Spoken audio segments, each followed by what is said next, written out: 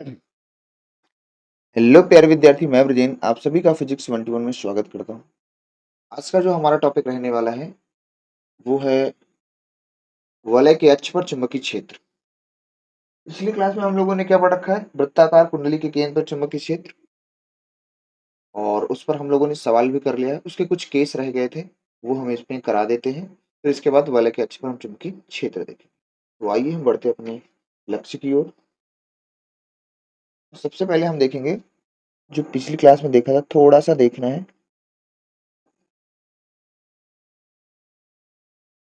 वृत्त पर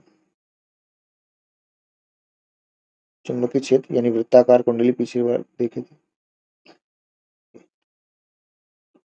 हम लोग क्या करते हैं, एक सर्कल लेते हैं। तो थोड़ा सा कलर चेंज करते हैं। यहाँ पर हमारे पास क्या है, एक सर्कल है, थोड़ा सा बड़ा कर देते हैं। ठीक है। अब आप देखिए, इसमें जो धारा प्रवाहित हो रही है, मैं कह रहा हूँ इसमें जो धारा प्रवाहित हो रही है वो एंटी क्लॉकवाइज है। कैसी है? Anti clockwise. यहाँ से जो दूरी है वो हमने बताया था आपको आर, त्रिज्या। ये ओ था, ये पी था। और जो पी बिंदु पर आपका छोटा सा अवयव या अल्पांश लंबाई है वो क्या है अपनी?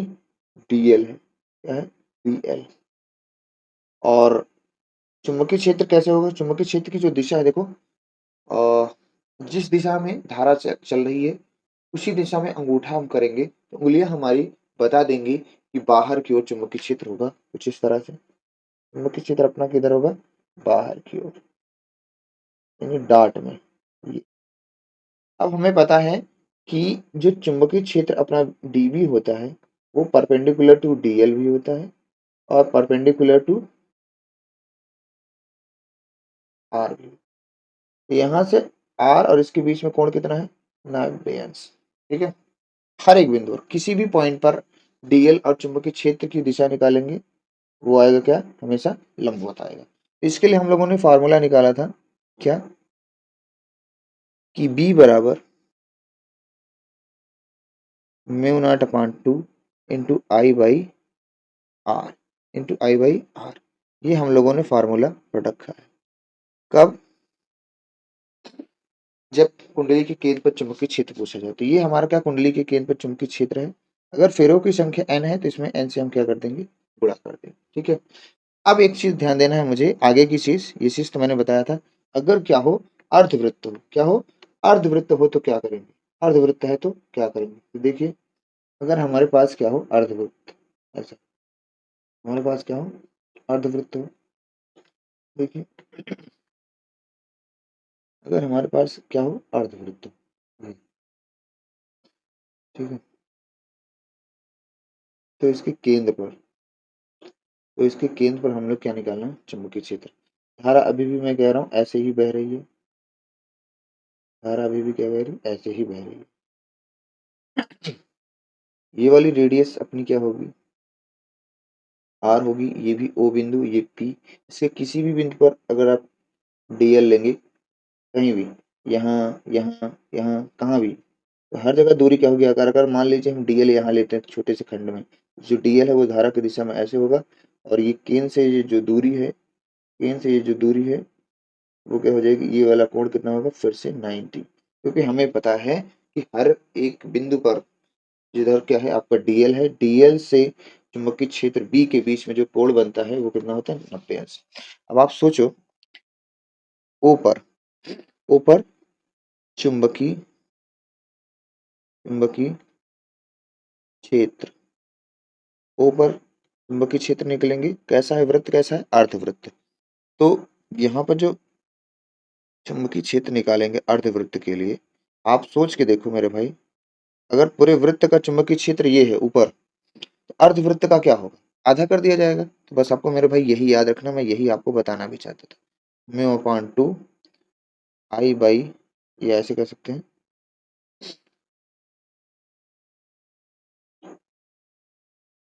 आई बाई आर होता है। और इसी का क्या कर देंगे हम लोग? आधा। इसी का हम लोग क्या कर देंगे? आधा। तो आधा करने पे क्या होगा? म्यू नॉट आई बटे 4 आर। ये क्या हो जाएगा? अर्धवृत्त का टेस्ला लिख देते हैं। अगर फेरों की संख्या है तो एन से गुणा कर देंगे। बस आप इतना समझें बस। कई फेरे हैं तो ये हमारा क्या हो गया, अर्धवृत्त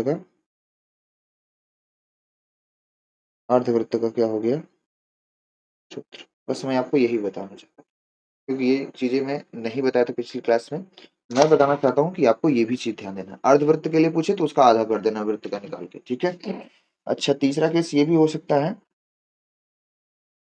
कि अगर एक पार्ट बना हो, तीसरा इधर देख लीजिए, ऐसा हो, केवल इतना इतना है, ये वृत्त का एक पार्ट है, ये वाला एक चौथाई हिस्सा है, ठीक है। तो हम कहें ये केंद्र है अपना, ये क्या है, केंद्र है, ये अपना क्या है, केंद्र है,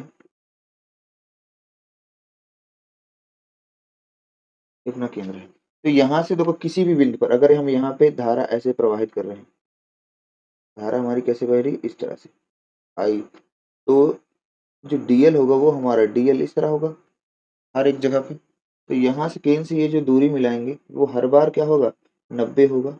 क्यों 90 होगा, यहाँ बता रखा हो ना कि डीवी और डीएल के जो बीच की दूरी है और त्रिज्या के भी लंबवत होती है और दूरी के भी लंबवत, ये है हमारी त्रिज्या।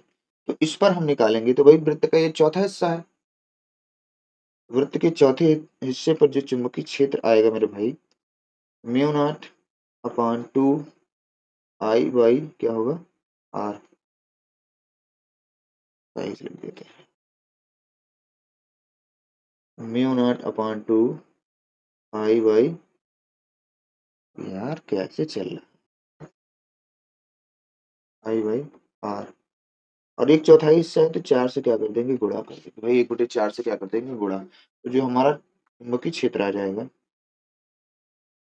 म्यू नॉट आई बटे 4 दूना 8 आर, ये हमारा चुंबकीय क्षेत्र आ जाएगा जब वृत्त का चौथा हिस्सा हो। आधा हिस्सा पे बता दिया, पूरे पे भी बता दिया, ठीक है टेस्ला। अब बच्चे पूछ रहे होंगे, अब पूछना चाहते होंगे कि सर अगर क्या हो, थीटा एंगल पर हो, तो थीटा एंगल के लिए मैंने पीछे वाली क्लास में बता रखा है, ठीक है, इससे पीछे वाली आप वहां से देख सकते हैं। ये फॉर्मूला याद करना, बस सिंपल सा, कुछ ज्यादा करना ही नहीं है। वृत्त का तुम्हें पता है, उसका आधा कर दिया, अर्धवृत्त का हो जाएगा, एक चौथाई दिया तो 1/4 से गुणा कर दिए, एक चौथाई वृत्त का चुंबकीय क्षेत्र आ गया, कोई दिक्कत नहीं। इस पर हम एक दो सवाल करते हैं और आपको ले चलते हैं आगे, ठीक है। तो एक दो सवाल हम लोग करते हैं, ठीक है। ये ये क्या है? हम एक सवाल लेते हैं, ठीक है। हमारे पास एक सर्कल है, ये एक सर्कल है बड़ा सा, और एक सर्कल और लेते हैं, कलर चेंज कर देते हैं, ये ध्यान से देखिए। हम इसमें निकालना चाहते हैं चुंबकीय क्षेत्र, हमारे इसमें धारा जो बह रही है वो इस तरह से बह रही है, इसमें जो धारा बह रही है वो इस तरह से बह रही है, आई और ये क्लॉकवाइज, और इसमें जो धारा बह रही है एंटी क्लॉकवाइज है, कैसी है, एंटी क्लॉक। इसमें भी धारा आई ही माना है मैंने, ठीक है। इसकी जो सेंटर से दूरी है मैंने इसको ले लिया है R2, ठीक है, O से, और इसकी जो सेंटर से दूरी है वो मैं कह रहा हूँ R1, R1, ठीक है। तो मैं कह रहा हूँ केंद्र पर चुंबकीय क्षेत्र निकालना है, क्या निकालना है, केंद्र पर हमें क्या निकालना है, चुंबकीय क्षेत्र। तो देखो केंद्र पर चुंबकीय क्षेत्र क्या होगा, ओ पर चुंबकीय क्षेत्र, आराम से निकाल सकते हैं, आराम से निकाल सकते हैं ओ पर चुंबकीय क्षेत्र भाई, देखिए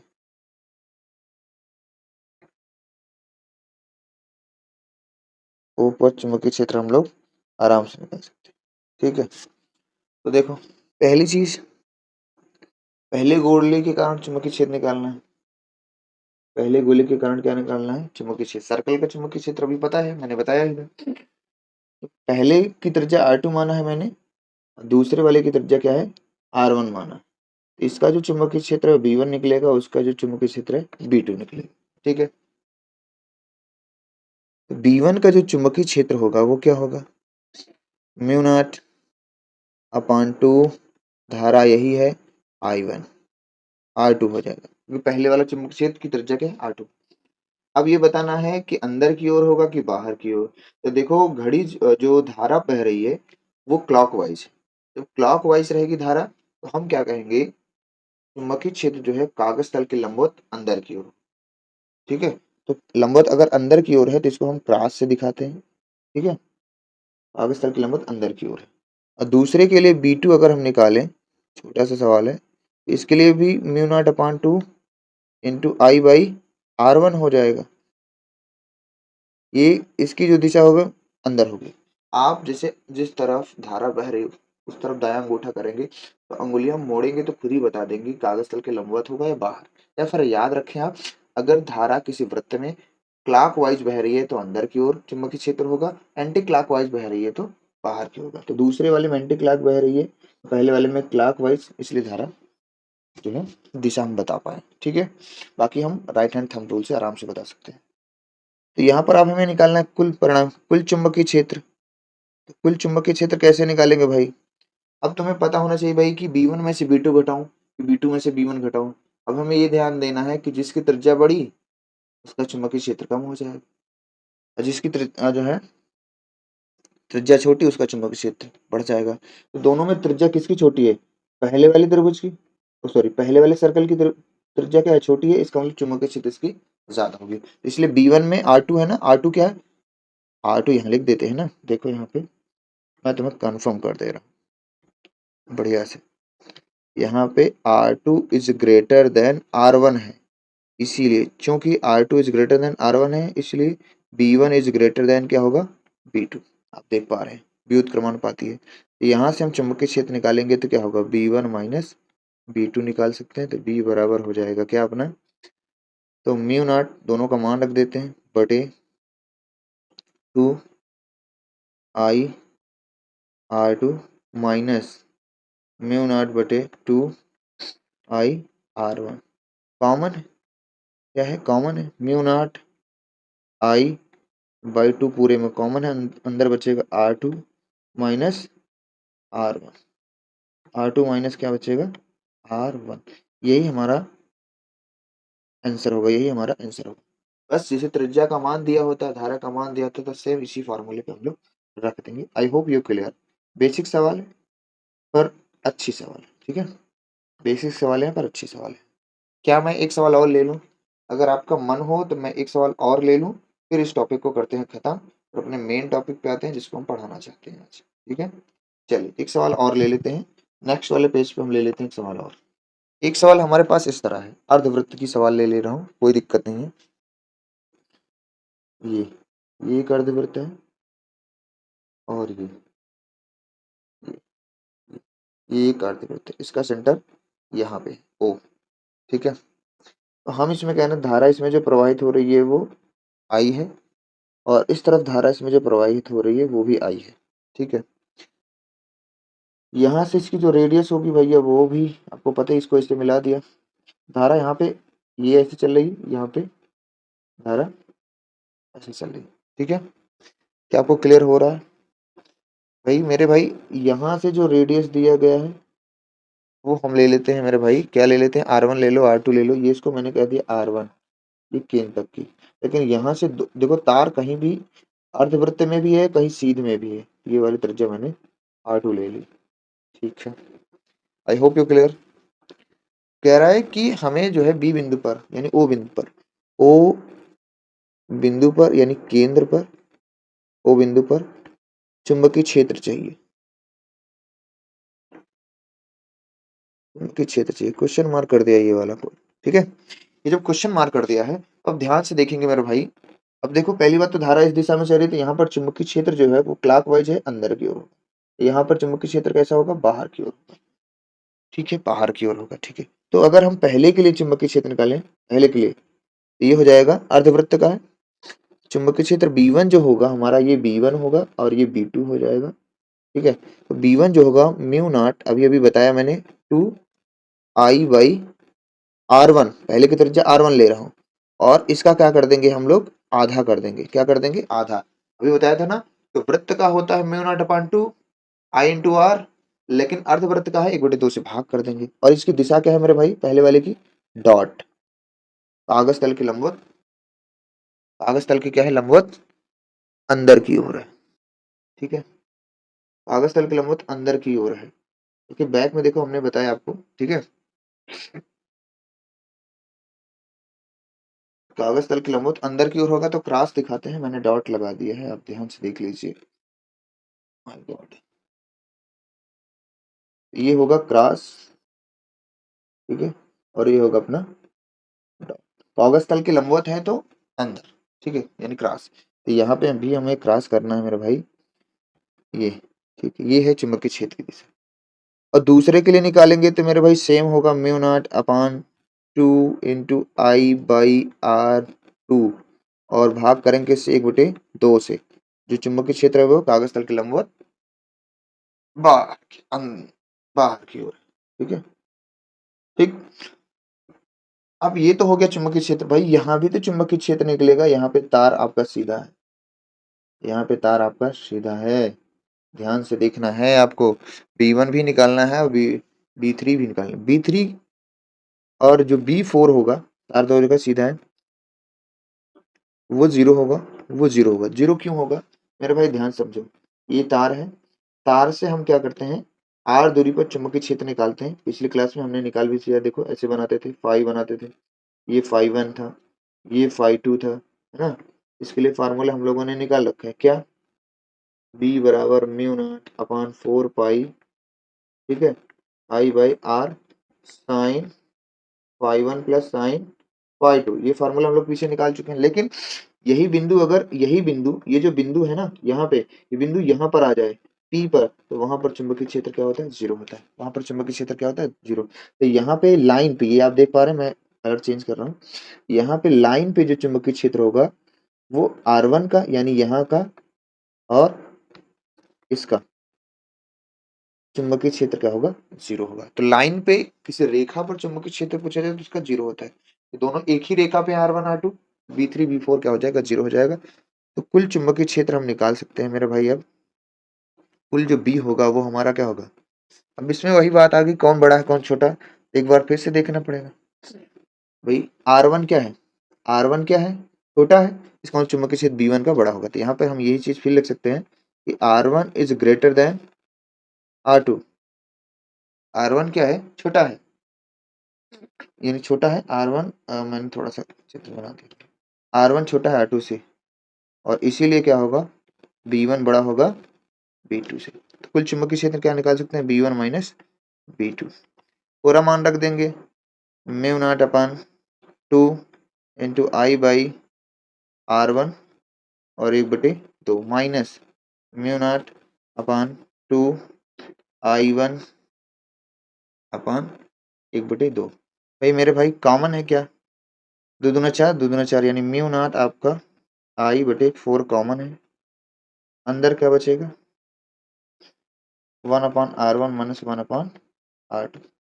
ठीक है, ये आपका बी आ गया। तो इस तरह से हम सेमी सर्कल का भी चुंबकीय क्षेत्र निकाल सकते हैं। I hope you are clear boy, है ना। आई होप क्लियर हो। ठीक है, तो अब हम आज का जो हमारा टॉपिक है उसको हम पढ़ेंगे, वलय के अक्ष पर चुंबकीय क्षेत्र। ठीक है, तो आइए हम आगे बढ़ते हैं। आज का जो हमारा टॉपिक है मेरे भाई, वलय के अक्ष पर, वलय के, बहुत बड़ा लिख रहा है, वलय के अक्ष पर एक वलय लेते हैं।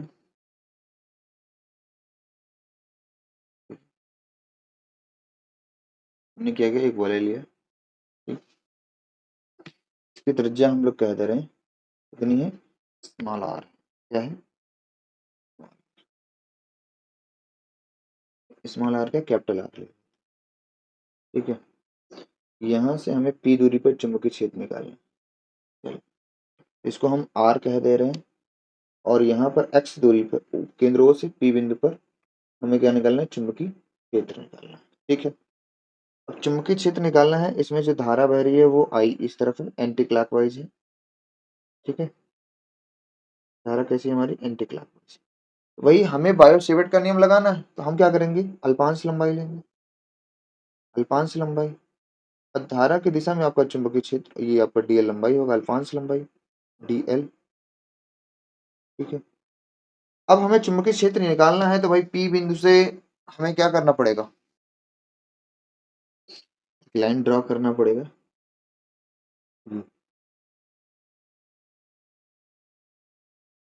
ये अब ये दूरी हमने मान ली आर है, क्या है, आर है, तो मान लिया आर। और हमें देखो आधार पता है, लंब पता है, तो हम कह सकते हैं ये वाला जो मान होगा वो कितना हो जाएगा, under root of R square plus X square हो जाएगा। ठीक है, अल्पांश के लिए। अब यहाँ पे इसके कारण जो चुंबकीय क्षेत्र होगा वो इस दिशा में होगा, चुंबकीय क्षेत्र होगा वो आपको क्या होगा, इस दिशा में डीवी होगा। ठीक है, इसी प्रकार से अगर इधर भी हम लिया जाए अल्पांश, अल्पांश लंबाई, इसके कारण जो चुंबकीय क्षेत्र होगा, पहली बात तो डीएल आपका इधर होगा और ये आपका ऐसे,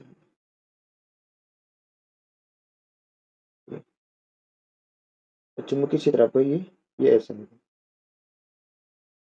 डीवी। ठीक है, ये ऐसा होगा डीवी।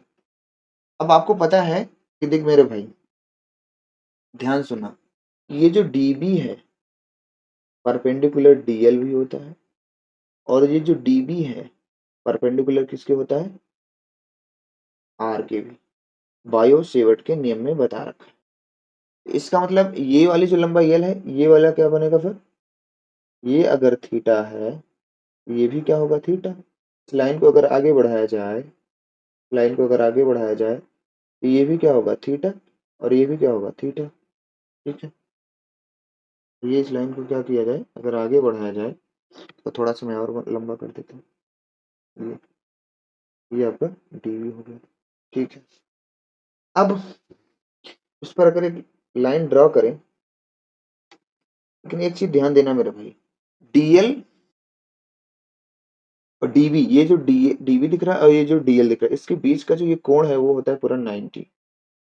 ठीक है, ये वाला अगर हम पूरा 90 है, तो ये वाला अगर थीटा लेंगे, तो ये वाला मेरे भाई क्या हो जाएगा, ये वाला अगर हम थीटा लेते हैं तो ये वाला कोण क्या हो जाएगा। देखो एक चीज ध्यान से देखो, समझो पहले, एंगल के लिए नहीं परेशान हो जाओगे।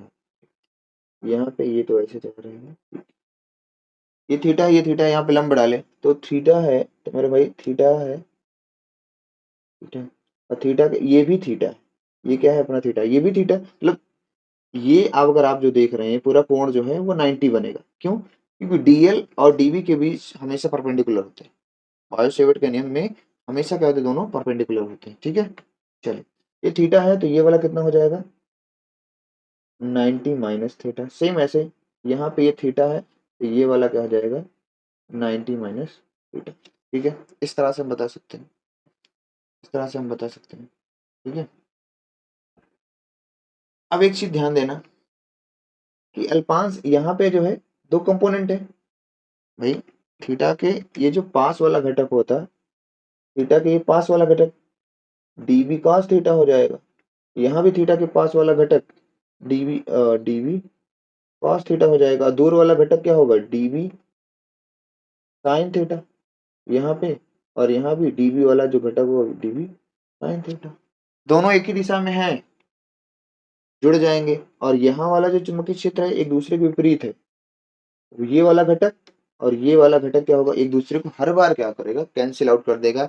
डीएल का जो पॉइंट है, चाहे आप ऊपर लिए चाहे वाले के किसी भी बिंदु पे लेंगे, हर बार दो कंपोनेंट जो डीवी cos थीटा है, डीवी cos थीटा एक दूसरे को कैंसिल आउट कर देगा। ठीक है, अब हमें बायो सेवर्ट में क्या पता है कि भैया डीवी बराबर क्या होता है,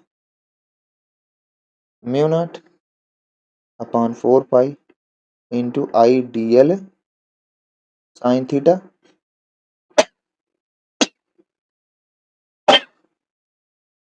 सॉरी साइन थीटा बटे आर स्क्वायर। थीटा लेकिन हमारा कितना है, 90 अंश है, मैंने बताया ना डीबी और डीएल के बीच का कोण कितना है? 90 अंश है हर एक बिंदु पर, जहां जहां डीएल है, ठीक है, इधर से भी उधर से भी। तो डीबी बराबर हमारे पास क्या आ जाएगा? Mu naught upon 4 pi into आई डी एल बटे आर स्क्वायर। ये हमारा चुंबकीय क्षेत्र आएगा जब थीटा का मान क्या है? 90 अंश है।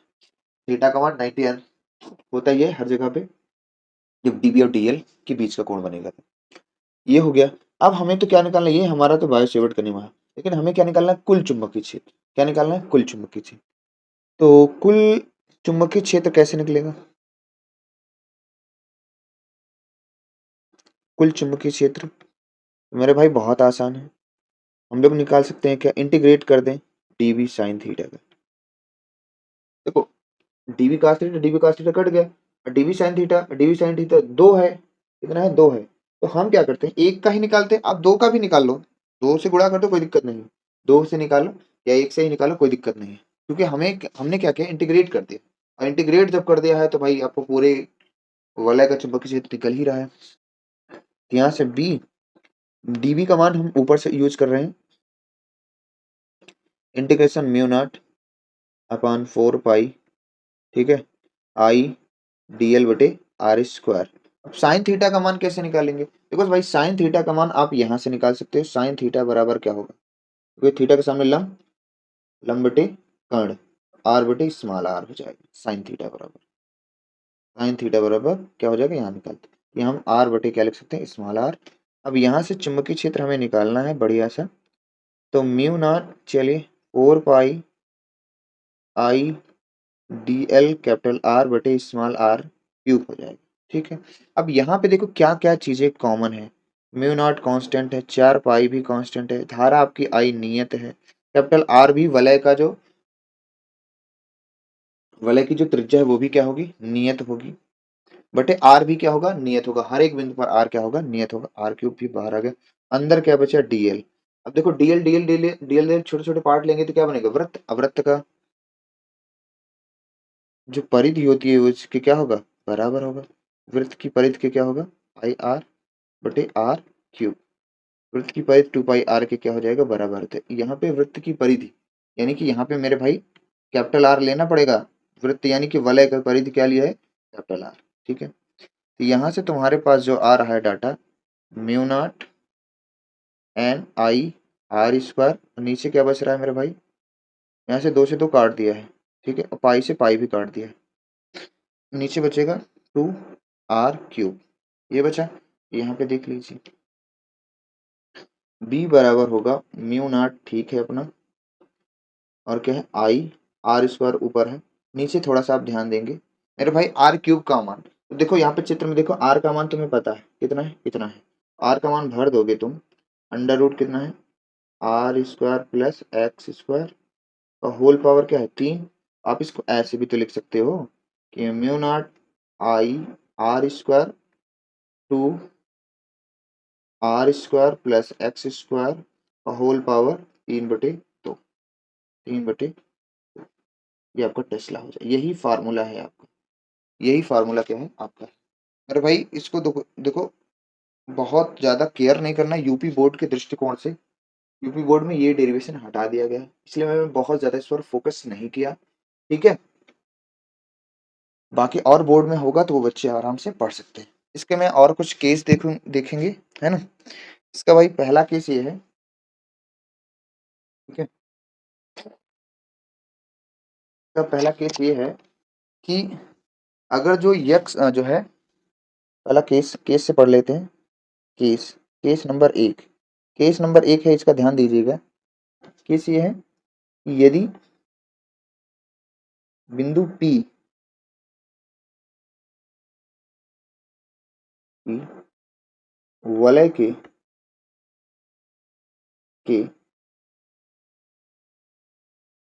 केंद्र पर हो, ध्यान से सुनना, वलय के केंद्र पर हो, इसका मतलब ये है, कहने का मतलब ये है कि अर्थात x बराबर 0। चलिए चित्र में देखिए, चलिए यहाँ पे है, देखो ये जो P बिंदु है ना, यहाँ पे देख पा रहे हैं आप, मैं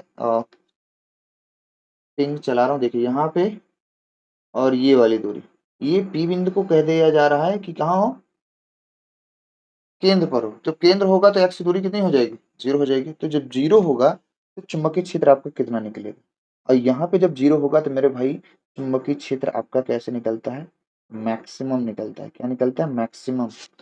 तो यहाँ से अगर हम, हमारे पास mu naught I R square था, कलर चेंज कर दे रहा हूँ, है ना, बटे 2 आर स्क्वायर का होल पावर 3/2 हो जाएगा। क्योंकि सूत्र में जो हमारे पास था, एक्स के स्थान पे, यहाँ पे देखो एक्स के स्थान पे मैंने क्या रख दिया, 0 रख दिया।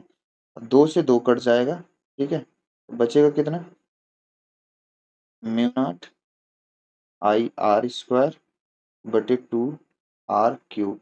ये से ये कट जाएगा, बचेगा कितना, म्यू नॉट आई 2 आर। यहाँ पे चुंबकीय क्षेत्र जो है आपका कैसा निकलेगा, मैक्सिमम निकलेगा। जब एक्स की दूरी क्या होगी, जब दूरी आपकी क्या होगी, एक्स बराबर 0 कर दोगे तो जो चुंबकीय क्षेत्र है वलय के अक्ष पर आपका मैक्सिमम हो जाएगा।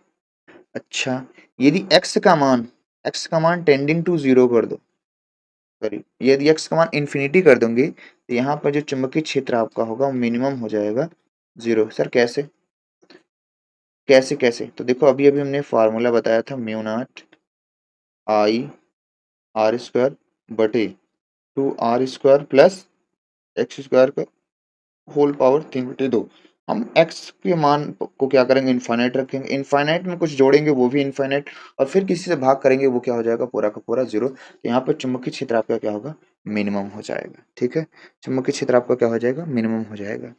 ठीक, अगर हम इसके ग्राफ की बात करें, अगर हम इसके क्या करें, ग्राफ की बात करें, तो ग्राफ देखो कैसे बनेगा। इसका जो ग्राफ होगा, तो देखो ये ग्राफ x बराबर 0 पे, यहाँ पे x बराबर क्या है, 0 पे, मैं कह रहा हूँ x बराबर 0 पे जो इसका ग्राफ है वो मैक्सिमम हो रहा है। यानी यहाँ पे ग्राफ आपका ऐसे गिरेगा इस तरह से, और यहाँ से इसका ऐसे, या ग्राफ ऊपर पॉजिटिव करोगे दोनों तरफ, या नीचे भी कर सकते हो। तो ये है अपना x और ये है अपना x डैश। तो यहाँ पे जो पॉइंट है ना, यहाँ पे जो आपका है ग्राफ मैक्सिमम, यहाँ b आपका क्या है, मैक्सिमम है। एक्स बराबर 0 पर बी कितना आ रहा है मेरे भाई, मैक्सिमम, और मैक्सिमम में कितना आ रहा है, mu naught I by 2 R. ठीक है, इसका ग्राफ है। अगर यहाँ पे जाए ग्राफ, देखो एलो से मैं करो, यहाँ पे ग्राफ जा रहा है, ग्राफ जाता जाता जाता जाता कहाँ रहा है, एक्स जब इनफाइनाइट की टेंडिंग की ओर है, इनफाइनाइट, यहाँ पर जो बी है ना, वो कितना हो जा रहा है, मिनिमम हो जा रहा है। कितना हो जा रहा है, मिनिमम हो जा रहा है। ठीक है, I hope you are clear, I hope you are clear. ठीक है, और एक चीज होती है कि अगर आप चाहें तो इसको निकाल सकते हैं कि जो वलय है, बैक में चले, यहाँ पे वलय की जो त्रिज्या है वो स्मॉल आर है और कैपिटल आर है, एक्स दूरी, एक्स को क्या कर दिया जाए, एक केस अपना बनता है मेरे भाई, ऐसे ही समझ लो, है ना, चाहोगे तो आप निकाल लेना। यदि क्या कर दिया जाए, यदि एक्स को क्या कर दिया जाए, r/2 कर दिया जाए, एक्स क्या कर दिया जाए, r/2। r/2 का मतलब है कि जो वलय की त्रिज्या है r, उसका आधा कर दिया जाए, उतनी दूरी पर बिंदु को रखा जाए, है ना। तो यहां से अगर आप मेरे भाई यहाँ पे रखेंगे, कहाँ, और यहाँ पे, सॉरी यहाँ पे, इस फार्मूले जब आप रखेंगे तो आपको जो चुंबकीय क्षेत्र निकल के आएगा आर पर, चुंबकीय क्षेत्र मैं तुम्हें बता दे रहा हूँ, आप इसको सॉल्व करके देख लीजिएगा। यह आ जाएगा बी बराबर 8/5√5 इंटू बी केंद्र। बी केंद्र का मतलब ये है कि चुंबकीय क्षेत्र आएगा ये केंद्र पर का, यानी ये जो आया है मैंने लिखा है पहले बॉक्स में, और ये 8/5 यानी कि ये चुंबकीय क्षेत्र यहाँ पे, इस पॉइंट पे, यहाँ पे जब x बराबर आप लिख रहे हैं r/2, यहाँ पे जो चुंबकीय क्षेत्र आ रहा है वो 8/5√5 बी सर्कल लिख दो, या बी केंद्र लिख दो। ठीक है, तो ये चुंबकीय क्षेत्र आ जाएगा। आप इसको यहाँ पे देख मेरे भाई, कुछ नहीं करना है तुम्हें, इसका मान यहाँ पे आप भर दो, फिर सॉल्व कर लो, ये 8/5/5, और चुंबकीय क्षेत्र केंद्र का आ जाएगा, यानी ये वाला, तो उसको हम बी केंद्र लिख दिए। अब इस आप चीज को आप कर सकते हैं। तो यहाँ पे जो इसका मान यहाँ पर हो जाएगा ये इतना, x बराबर r/2, और यहाँ जो करेंगे ना, ये x बराबर -r/2, और इसी बिंदु को हम लोग बोलते हैं नति परिवर्तन बिंदु। क्या बोलते हैं, नति परिवर्तन बिंदु। एक्स बराबर आर बाई टू पर क्या होता है, एक्स बराबर आर बाई टू पर नति परिवर्तन होता है, नति परिवर्तन बिंदु होता है। मतलब ये कि ध्यान से सुन लीजिए, चुंबकीय क्षेत्र dv का एक बार अगर आप अवकलन करते हैं तो कांस्टेंट आएगा, आप करके देख सकते हो। चुंबकीय क्षेत्र का ये जो फार्मूला है, ये जो फार्मूला है इसका अगर आप एक बार x के सापेक्ष अवकलन करेंगे तो आपकी जो भी चीजें आएंगी वो कांस्टेंट हो जाएंगी। अगर आप इसको दोबारा चुंबकीय क्षेत्र को x के सापेक्ष अवकलन कर देंगे, x के सापेक्ष अवकलन कर देंगे तो मेरे भाई जो चुंबकीय क्षेत्र है वो आपका क्या आ जाएगा, जीरो आ जाएगा। क्या आ जाएगा, जीरो आ जाएगा, यानी x जीरो आ जाएगा। ठीक है, ये बातें आप याद रखेंगे। I hope you are clear, है ना मेरे भाई। मैंने कोशिश किया, हर चीज बताने की कोशिश किया है, लेकिन मैं यूपी बोर्ड के बच्चों को ये कहना चाहूंगा ये आपके कोर्स में नहीं है, इसलिए मैंने थोड़ा सा क्या किया, जल्दी में बता दिया। ठीक है, आई होप यू क्लियर। ठीक, चल तो आज के लिए मेरे भाई इतना ही, बाकी नेक्स्ट वीडियो में मिलेंगे, तब तक के लिए बाय बाय, टेक केयर।